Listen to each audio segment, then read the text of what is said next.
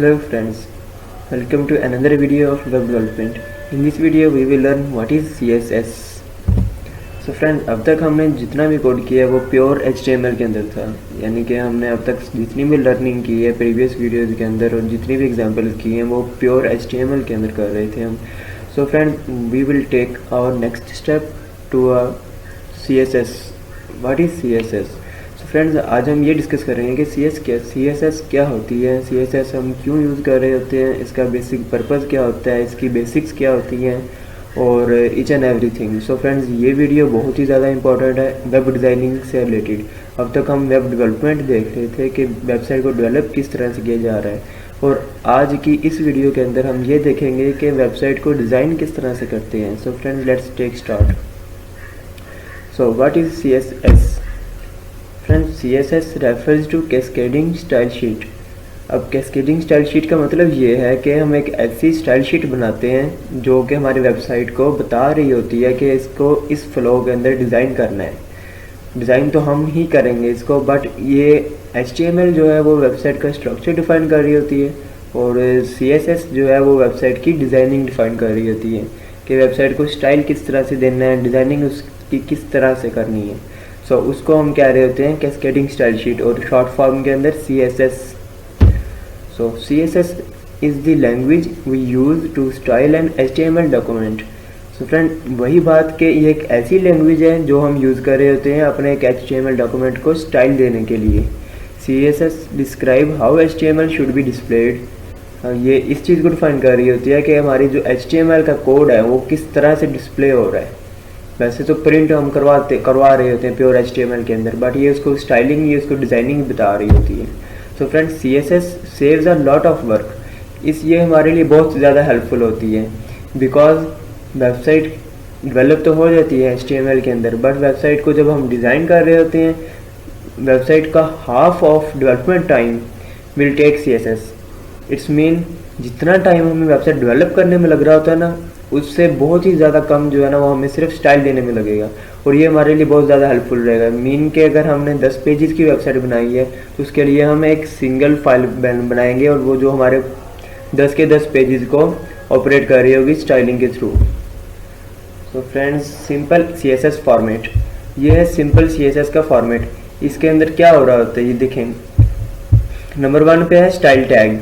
ठीक है, हमने टैग्स लास्ट में डिस्कस किए हैं कि टैग्स क्या होते हैं. ओके, सो स्टाइल टैग से हमने स्टार्ट करके देन ये जो बॉडी है ना, ये है इसका CSS का सिलेक्टर, यानी कि हम अपने HTML डॉक्यूमेंट के अंदर इसको ये बताते हैं कि हमने इस वाले टैग के ऊपर जो है ना अपना स्टाइल देना है.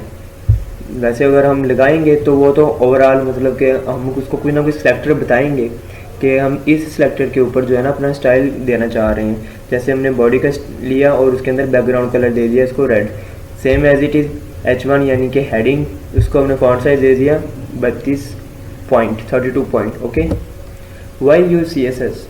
सो क्वेश्चन इज दिस, हम CSS यूज़ क्यों कर रहे हैं? CSS is use to define style of your web pages, include the design, layout and variation in display for different devices and screens. So friends, हम इसके अंदर सिर्फ स्टाइल ही नहीं देख रहे होते, हम इसको ये भी बता रहे होते हैं कि अगर हमारी वेबसाइट जो है एक मोबाइल डिवाइस के ऊपर ओपन है, एक लैपटॉप डिवाइस के अंदर ओपन है और एक मतलब बहुत ही ज़्यादा बड़ी स्क्रीन के ऊपर अगर ओपन होती है तो किस किस तरह से वो जो है ना हमारी वेबसाइट किस किस तरह से वहाँ पे डिस्प्ले हो रही होगी. हमने जैसे अभी करंट स्क्रीन के मुताबिक तो स्टाइल कर लिया, इसको कोड भी कर दिया, डेवलप होगी हमारी वेबसाइट, बट यही चीज़ अगर हम इससे छोटी डिवाइस के अंदर ओपन करते हैं तो ये किस तरह से डिस्प्ले होगी, ये चीज़ भी हम CSS के अंदर कर रहे होते हैं. सो what is an CSS selector? अभी तक हमने ये तो डिस्कस कर लिया कि CSS क्या होती है और आपसे डिस्कस भी होगा कि CSS सिलेक्टर को भी हम स्टाइल दे रहे होते हैं. तो किस तरह से हो रहा होता है? And CSS element is anything that we enter before curly bracket. Let's see, ये बॉडी टैग है जो हम HTML के अंदर यूज़ कर रहे होते हैं. हमारी कर्ली ब्रैकेट के स्टार्ट में जो भी चीज़ होगी वो हमारा CSS का सिलेक्टर होगा. दैट्स व्हाट हमने CSS की फाइल के अंदर हमने टाइप किया body and curly bracket start कर दी. सो ये हमारे ब्राउज़र को बताएगा कि हमारा जो बॉडी का टैग है उसके अंदर हम ये वाला स्टाइल जो है शो करवा रहे हैं, ये वाला स्टाइल उसके अंदर शो करवाना चाह रहे हैं। सम एट्रीब्यूट्स मीन के हमारा कुछ भी कंटेंट जो हम इसको स्टाइलिंग देना चाह रहे हैं, और then curly bracket close. Friends ये होता है CSS का सिलेक्टर। लेट्स सपोज H1, जैसे कि हम एक हेडिंग का टॉप लेवल ले रहे होते हैं, उसके अंदर भी उसको स्टाइल देना चाह रहे हो तो H1 को लेकर देन कर्ली ब्रैकेट स्टार्ट करके देन उसके अंदर some content. Okay, what is attribute? CSS का सिलेक्टर तो हमने देख लिया, अब एट्रीब्यूट क्या चीज़ है? Every selector object has some attributes. इसका मतलब फ्रेंड्स ये है कि अगर हम कोई सा भी ऑब्जेक्ट देख लें, कोई सा भी सिलेक्टर देख लें, उसका कोई ना कोई एट्रीब्यूट लाजमी होगा। दैट्स मीन अगर हम एक हेडिंग का टैग ले रहे हैं, H1 का टैग ले रहे हैं, ये हमारा एक सिलेक्टर है, बट इसके एट्रीब्यूट्स क्या क्या हो सकते हैं हम फर्दर डिस्कस करते हैं। लेट्स सपोज हमने एक टेक्स्ट यूज़ किया हमारी वेबसाइट के अंदर। अब टेक्स्ट के अंदर क्या कुछ हो सकता है? हम उसका फॉन्ट साइज चेंज कर सकते हैं, हम उसका कलर चेंज कर सकते हैं, हम उसकी अलाइनमेंट चेंज कर सकते हैं कि हमारी वेबसाइट के अंदर वो सेंटर में शो होना चाहिए, लेफ़्ट पे होना चाहिए, राइट पे होना चाहिए, टॉप पे, मिडल पे, बॉटम पे, each and everything. And font family, और हम एक टेक्स्ट की क्या कर रहे होते हैं, एक फॉन्ट फैमिली बता रहे होते हैं कि हमारा टेक्स्ट जो है इस फॉन्ट के अंदर जो है डिस्प्ले होना चाहिए। ये हमारे टेक्स्ट के एट्रीब्यूट्स हैं। लेट्स सपोज अगर हम एक इमेज ले रहे हैं हमारी वेबसाइट के अंदर, इमेज के अंदर हम क्या कुछ कर सकते हैं? मैक्सिमम क्या होगा, हम उसको विड्थ बताएंगे कि हमारी इमेज की विड्थ कितनी है, उसकी हाइट कितनी है, उसकी अलाइनमेंट क्या होगी, किस जगह पे शो हो रही होगी, एंड एटसेट्रा। फर्दर हम डिस्कस करेंगे कि बैकग्राउंड। लेट्स सपोज मैंने ये एक पेज बना लिया है, अब बैकग्राउंड का मतलब क्या होगा कि हमारा ये तो कंटेंट है, इस कंटेंट के बैकग्राउंड पे ये जो हमें व्हाइट स्पेस नज़र आ रही है, ये होता है हमारा बैकग्राउंड। और बैकग्राउंड के एट्रीब्यूट्स क्या होंगे? मैक्सिमम बैकग्राउंड साइज़ होगा उसका, हम उसको साइज़ बताएंगे, बैकग्राउंड की पोजीशन बताएंगे, एंड फॉन्ट फैमिली, जो भी हमने बैकग्राउंड के अंदर फॉन्ट फैमिली लगा दी है, उससे ये होगा कि हमारी वेबसाइट के अंदर जहाँ कहीं भी टेक्स्ट यूज़ हो रहा होगा वो इसको यहाँ से ईजिली गेट कर लेगा। हमें बार बार हेडिंग के अंदर, पैराग्राफ के अंदर इंडिविजुअली टाइप नहीं करना पड़ेगा। Every selector has sum property. हम कोई सा भी सिलेक्टर उठाएंगे उसकी कोई ना कोई प्रॉपर्टी लाजमी होगी। Every property has some value, absolutely. कोई सी भी हम प्रॉपर्टी लेंगे उसकी कोई ना कोई वैल्यू तो लाजमी होगी। फॉर एग्जांपल हमने H1 लिया, हमने ये रीड कर लिया H1 क्या है, सिलेक्टर है। H1 का एट्रीब्यूट क्या होगा? फॉन्ट साइज होगा, बट इसकी कोई ना कोई वैल्यू भी तो होगी। हम फॉन्ट साइज को बता रहे हैं कितना हो, 12 पॉइंट, यानी कि हमारा फॉन्ट साइज 12 पॉइंट जो है, लार्ज हो, बड़ा हो, हम उसका साइज डिफाइन करेंगे।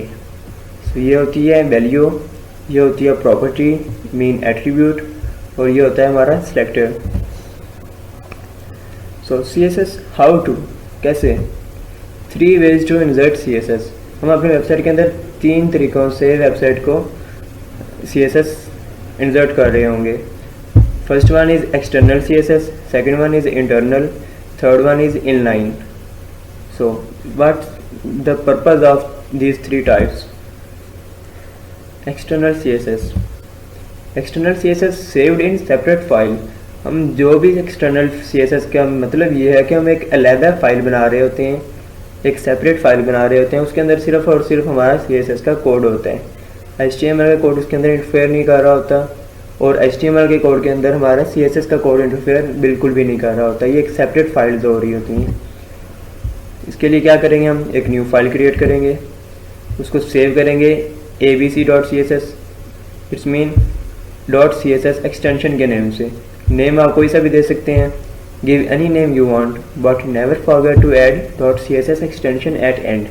इट्स मीन एक्सटेंशन हम .css की यूज़ करेंगे, नेम आप कोई सा भी दे दें, abc, xyz, style.css, custom.css, each and everything. So final step will be link it in head section of your HTML document.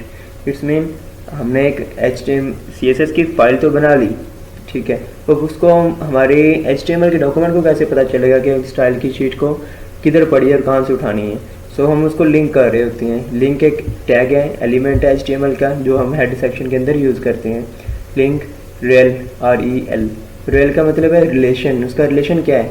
Relation हम उसको बता रहे हैं स्टाइल शीट, वो एक स्टाइल शीट है और उसको हम सोर्स दे रहे हैं href abc.css। जो भी जिस नाम से भी हमने उसको फाइल को सेव किया होगा उस नाम का फाइल हम यहाँ पे उस फाइल को यहाँ पे पास करवा रहे होंगे, ठीक है। बट एक चीज़ का आपने बहुत ज़्यादा ख्याल रखना है, जिधर आपकी इंडेक्स की फ़ाइल पड़ी होगी उधर ही आपने .css की फ़ाइल को पेस्ट करना है। ये ना हो इंडेक्स की फ़ाइल आपकी पेरेंट फोल्डर में हो और css की फ़ाइल आपकी फर्दर किसी चाइल्ड में हो, तो फिर उसका पाथ उससे उस हिसाब से देना पड़ेगा। अब बात आती है इंटरनल CSS क्या होती है। Internal CSS return in head section of HTML document. It's mean अब तक हमने डिस्कस ये किया है कि एक्सटर्नल CSS एक सेपरेट फाइल के अंदर हो रही होती है, बट अगर हम चाह रहे हैं कि हम एक सेपरेट फाइल नहीं बनाना चाह रहे हैं, हम HTML डॉक्यूमेंट के अंदर ही स्टाइल देना चाह रहे हैं, तो वो कैसे होगा? वो ऐसे होगा कि हम उसी CSS के कोड को, अपनी स्टाइल को हेड सेक्शन के अंदर राइट करेंगे। स्टार्ट विद स्टाइल टैग, हम एक स्टाइल टैग कॉल करेंगे अपने हेड सेक्शन के अंदर, एंगल ब्रैकेट से style tag start and then close, और इसके सेंटर में हम जो भी कोड होगा वो पेस्ट करेंगे। Right your code inside style tag. Example, let's suppose style tag लिया, अब हम h1 को कलर देना चाह रहे हैं, मतलब हेडिंग का जो भी हमने यूज़ किया होगा उसको हम कलर देना चाह रहे हैं red. So style tag start h1 curly bracket and then colour colon red. Friends, ये है सिंटैक्स CSS का। हम जिधर भी यूज़ कर रहे होंगे सिंटैक्स बिल्कुल सेम रहेगा, बट एक चीज़ होगी, एक्सटर्नल CSS के अंदर हम स्टाइल का टैग नहीं ले रहे होते, क्योंकि वो ऑलरेडी हम उसको .css के एक्सटेंशन के नेम से सेव कर चुके होते हैं, हमारे डॉक्यूमेंट को पता चल चुका होता है। उसके अंदर हमें स्टाइल टैग लेने की ज़रूरत बिल्कुल भी नहीं होती। उसके अंदर हम सिंपल h1 टाइप करेंगे, कर्ली ब्रैकेट लगाएंगे और अपना कोड राइट कर देंगे उसके अंदर। सिर्फ और सिर्फ इंटरनल CSS के अंदर हम स्टाइल टैग को यूज़ कर रहे होते हैं। फर्दर जो इसकी टाइप है inline.css, उसके अंदर भी हमें कोई ज़रूरत नहीं होती स्टाइल टैग को लेने की। So what is inline CSS? Inline CSS return inside the starting tag of HTML document. It's mean कि अगर हमने कोई सा भी टैग लिया है HTML का, उसके अंदर हम स्टाइल देना चाह रहे हैं, तो हमें ना तो हेड सेक्शन के अंदर जाने की ज़रूरत है, ना ही कोई सेपरेट फाइल बनाने की ज़रूरत है। हम जिधर कोड लिख रहे होंगे हम उसी के अंदर अपना स्टाइल पेस्ट कर सकते हैं। सो वो कैसे होगा, उसे हम कह रहे होते हैं इनलाइन CSS। फॉर एग्जांपल, हमने एक हेडिंग का टैग लिया h1। अब h1 के टैग जैसे ही हम स्टार्ट करेंगे, angle bracket start h1 end then space दे के हम स्टाइल इक्वल, इट्स मीन हम उसको बता रहे होंगे कि इसका स्टाइल क्या होगा। Style is equal double quotes के अंदर font size let's suppose 12 point देना चाह रहे हैं। अब यहाँ पे कॉमा देकर colour red black white each and everything जो भी आप चाहें, and then angle bracket close. यहाँ पे जो भी कंटेंट आप डिस्प्ले करवाना चाह रहे हैं हेडिंग के अंदर, यानी कि हेलो वर्ल्ड है, वेलकम है, कुछ भी है, वो आप अपना कंटेंट लिखेंगे एंड देन हेडिंग को क्लोज कर रहे होंगे। ये होगा फ्रेंड्स इनलाइन CSS का सिंटैक्स। तो अब तक हमने 3 टाइप्स की CSS देखी हैं, और CSS की जितनी भी बेसिक होती है वो आपको मैंने इस शॉर्ट वीडियो के अंदर एक्सप्लेन कर दी है बिल्कुल डीपली। फिर भी अगर आपको कोई ज़रूरत हेल्प चाहिए हो, किसी जगह पे समझ ना आई हो, तो आप काइंडली कमेंट सेक्शन में पूछ सकते हैं।